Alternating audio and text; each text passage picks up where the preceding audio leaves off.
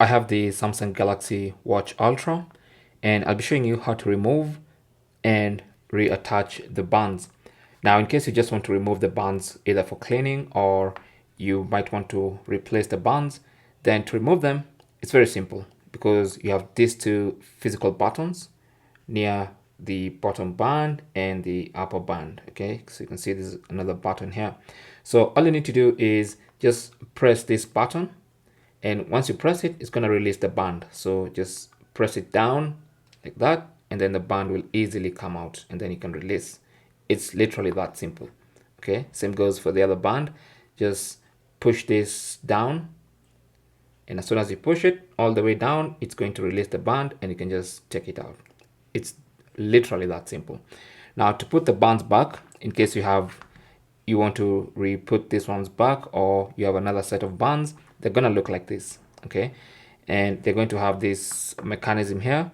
So all you need to do is grab the bands, align them properly, and then just put in some pressure until you hear them click in place. Okay, so let me just try and hold it properly. So like that. After you align it, just push. You have to give it a bit of an angle before you push. So